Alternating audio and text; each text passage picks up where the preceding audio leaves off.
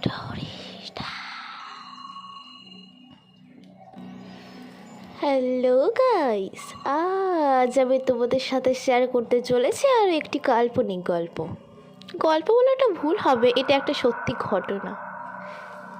তো বলে রাখা ভালো যে এতদিন ভিডিও আসেনি, তার কারণ হচ্ছে আমার এক্সাম চলছিল। আর তাছাড়া এখন আমার এক্সাম খতম, মানে শেষ হয়ে গেছে, তাই আমি ভিডিও শ্যুট করছি। আর আরেকটা হচ্ছে মেন জিনিস, যেটা হচ্ছে আমার ভিডিও রেকর্ড করতে একদমই ভালো লাগে না। হ্যাঁ, এটা হচ্ছে আমার মেন উদ্দেশ্য। তো চলো বেশি বকবক না করে আজকে ঘটনা স্টার্ট করা যাক। কেশবপুর গ্রামের ভূত। আজ থেকে 20 বছর পূর্বে কেশবপুর নামক এক গ্রামে প্রতিদিন রাতে 2-3টার অপমৃত্যুর ঘটনা ঘটত। সবাই একটা আতঙ্কের মাঝে থাকতো। প্রয়োজন ছাড়া বিনা প্রয়োজনে সন্ধ্যার পরে কেউ ঘর থেকে বের হতো না, কারণ কারো জীবন নিরাপদ ছিল না। জীবন নিয়ে সবাই সংশয় ছিল। এভাবে প্রতিদিন চেনা অচেনা লোকের মৃত্যু ঘটে চলেছে। কারো ঘাড় মটকানো, কোনো লাশের বুক গর্ত করা, আবার কোনো লাশের চোখ উপড়ানো বা চোখ নেই ইত্যাদি। তবে সবচেয়ে আশ্চর্যজনক ঘটনা হলো লাশগুলো প্রায় একই জায়গায় বা কাছাকাছি স্থানে পাওয়া যেত। এইসব ঘটনার ফলে এই গ্রামের কয়েকজন যুবক মিলে যে স্থানে লাশ পড়তো, ঠিক সেই জায়গায় একটি বড় শিমুল গাছে উঠে রাতের বেলায় থাকার সিদ্ধান্ত নিল। উদ্দেশ্য, কে বা কারা এই হত্যাকাণ্ড ঘটায় তা সচক্ষে দেখা। বেশ কঠিন অভিযান। ওরা সংখ্যায় ছিল 5 জন। মুরব্বী ও অভিভাবকদের অজান্তে তারা 5 জন এই সিদ্ধান্ত নেয়, কারণ কোনো মুরব্বী এই অভিযানে ছেলেদের যেতে দিবে না। এক চাঁদনি রাতে ওরা 5 জন শিমুল গাছের মগডালে বসে অপেক্ষার প্রহর গুনছে, কখন তারা খুনের সেই লোমহর্ষক ঘটনা দেখবে বলে। গভীর রাতে পেরিয়ে অনেকক্ষণ হয়ে গেল। এবার দেখলো কালো আকৃতির একটা জন্তু, যার মুখ হায়নার মতো এবং দেহ মানুষের আকৃতির। জন্তুটা পুরো দেহ বড় বড় লোমে ঢাকা, আর তার উচ্চতা প্রায় 10-12 ফুটের মতো। আর জন্তুটা হাতে একটা সদ্য মৃত লাশ। জন্তুটা শিমুলতলে এসে হাত থেকে লাশটাকে মাটিতে রাখলো। এবার দেখা গেল দানবটি তার ঘাড়ে বড় বড় দাগ ঢুকিয়ে রক্ত খাচ্ছে। এই ঘটনা দেখে এই 5 যুবকের একজন ভয় চিৎকার করে উঠল। আর তখনই হায়নার মতো জন্তুটি চোখের পলকে উধাও হয়ে গেল। এরপর এই ঘটনা 5 যুবক মিলে গ্রামে বলা শুরু করলো। এই ঘটনা সপ্তাহখানিক পরে একে একে এই 5 যুবক বিভিন্ন ঘটনা ও কালা জ্বরে মারা গেল। এরপর একজন হুজুর এই গ্রামের 4 কোণায় 8টা তাবিজ আর শিমুল গাছের গোড়ায় একটি কবচ পুঁতে দিলেন। সেই থেকে এই গ্রামে আর কোনো অ্যাক্সিডেন্ট হয়নি। তো বন্ধুরা, এটা ছিল আমার প্রথম গল্প। আর এখন আমি তোমাদের আরও একটি গল্প শোনাতে যাচ্ছি। তো চলো বেশি বকবক না করে এই গল্পটাও স্টার্ট করা যাক। আর বলে রাখা ভালো যে এই গল্পটা আগের গল্প থেকে অনেকটা বড় হতে চলেছে, তো এই ভিডিওটা অনেকটা লং হতে চলেছে। তো স্কিপ না করে তাড়াতাড়ি পুরো ভিডিওটা দেখো। চলো স্টার্ট করা যাক। সজীবের অমীমাংসিত কাহিনী। গল্পটি আজকে আমার এক বন্ধু সজীবের কাছ থেকে শুনলাম। আমি যেভাবে বললো সেভাবেই আপনাদের কাছে তুলে ধরলাম। মাঝরাতে দরজায় কড়া নাড়ার শব্দে ঘুম ভেঙে গেল।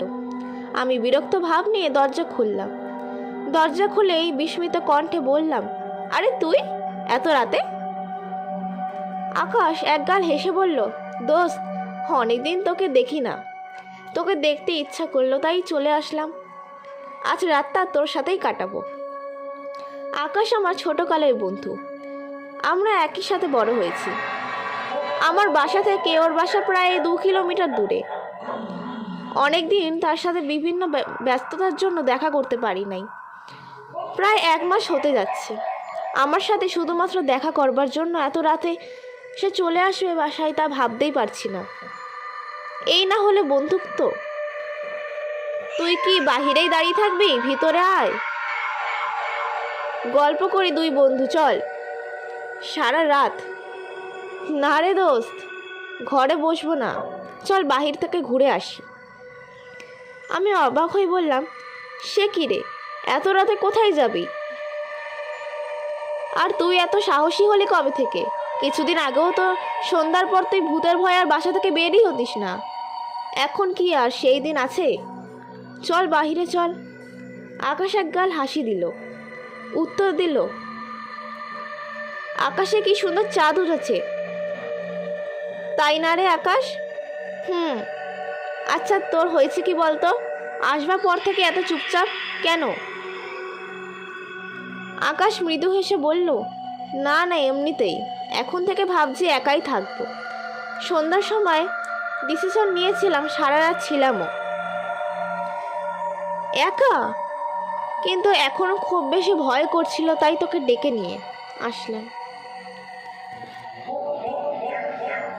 আমি আবারও অবাক হয়ে বললাম, একা ছিলি, ভয় করছিল, এগুলোর মানে কি? তুই সারা রাত কোথায় ছিলি?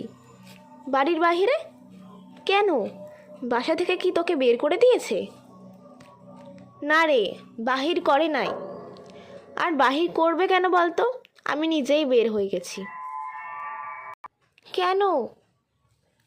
আকাশ আমার হাত ধরে বলল, দোস্ত, আমার বাসায় একটু যাবি?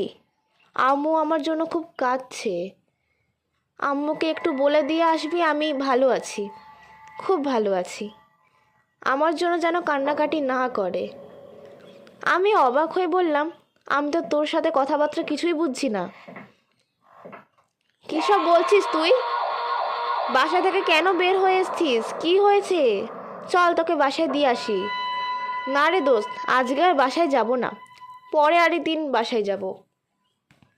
তুই একটু যাবি দোস্ত, আম্মু খুব কান্নাকাটি করছে। বলে আকাশ আমাকে জড়িয়ে ধরে কাঁদা শুরু করলো। এখন রাত 3:30। আমি আকাশের বাসার সামনে দাঁড়িয়ে আছি। আকাশকে কিছুতেই আনা যায়নি। ওকে বলেছিলাম, তুই গিয়ে আমার রুমে বস, আমি খালাম্মাকে বলে দিয়ে আসছি তুই আমার কাছে আছিস এবং ভালো আছিস। সে তাও করে নাই, রাস্তায় দাঁড়িয়ে আছে। আমি খালাম্মার সাথে কথা বলে বাহির হবার পর নাকি আমার সাথে আমার বাসায় যাবে। কি ঘটেছে কিছুই বুঝছি না। আকাশের কান্নার জন্য বাধ্য হয়ে এত রাতে আকাশের বাসায় আমার আসতে হয়েছে। আমি নিথর পাথর হয়ে দাঁড়িয়ে আছি। খালাম্মা আমাকে জড়িয়ে ধরে অঝরে ধারায় কাঁদছেন। আমি খালাম্মাকে কিভাবে সান্ত্বনা দেবো বুঝতে পারছি না। আমার কাছে সব কিছু এলোমেলো মনে হচ্ছে। পুরো বাড়ি জুড়ে কান্নার শব্দ ভেসে বেড়াচ্ছে। বাড়িতে অনেক মানুষ। পুলিশ এসে আকাশের লাশ নিয়ে যাচ্ছে। আজ সন্ধ্যায় আকাশ তার রুমে গলায় ফাঁস আটকে আত্মহত্যা করছে। আমার আস্তে আস্তে বোধ শক্তির লোপ পাচ্ছে। আমি কি শুনছি? আমি তাহলে এতক্ষণ কার সাথে কথা বলছিলাম? আকাশে তো তার বাসায় আমাকে আসতে বলল। আকাশের লাশটি পুলিশের গাড়িতে তোলা হচ্ছে। শেষবারের মতো আকাশকে দেখলাম আমি। আমার সমস্ত পৃথিবী দুলে উঠল। মনে হচ্ছে সব কিছু দুলছে চোখের সামনে থেকে। সবে আস্তে আস্তে দূরে সরে যাচ্ছে। আমি আস্তে আস্তে অন্ধকার একটা জগতে হারিয়ে যাচ্ছি। দূরে কি যেন কান্না করছে। তার মাঝে কে যেন বলছে, আম্মুকে বলিস আমি ভালো আছি। তো বন্ধুরা, আমার আজকে ভিডিওটি এতটুকুই ছিল। তো কেমন লাগলো তোমাদের ভিডিওটা অবশ্যই বলবে। তো দেখা হবে একটা নেক্সট ভিডিওতে। ততক্ষণের জন্য বাই বাই।